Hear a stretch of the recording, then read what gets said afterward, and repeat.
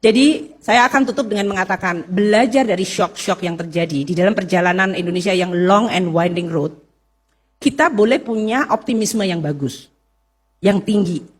Karena Indonesia itu termasuk sedikit negara yang mau dan bisa belajar dari berbagai shock.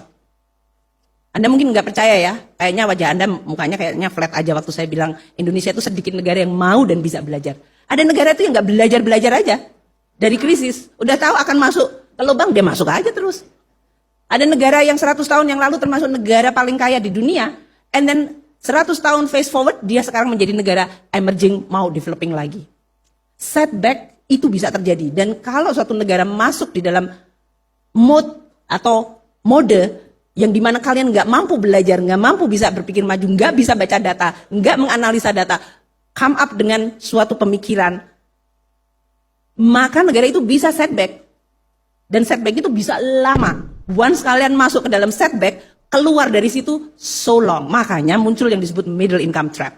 It is a trap. Once you are in a trap, perangkap itu, Anda dan rakyatnya makin gelisah, makin marah, makin emosi, orang yang emosi itu pasti nggak akan nyelesain masalah. Bener kan? Di dalam hidup kalian sehari-hari saja. Mau boleh berantem sama temen, mau sama orang tua, sama kakak adik. Once you get emotional, meledak aja, and that's it. Biasanya itu rusak aja kalau emotional.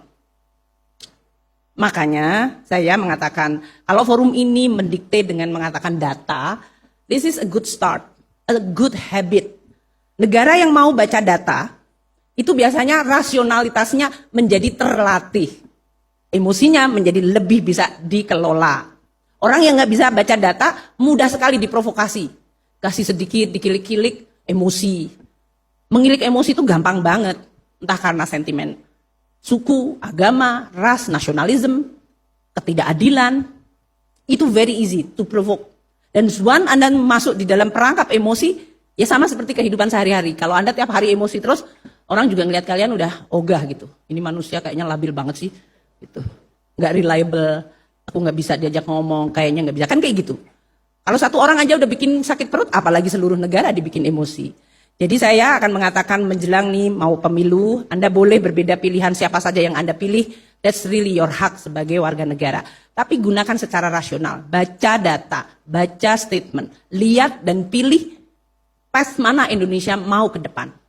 Karena kita belajar cukup banyak dan sudah cukup panjang perjalanan kita untuk we can make decision what is actually a good way to go and which is the wrong way to go. It is long, winding, tapi kita bisa mengatakan saya tahu ini akan winding, beloknya ke sana dan di belokan itu pasti akan terjadi ini.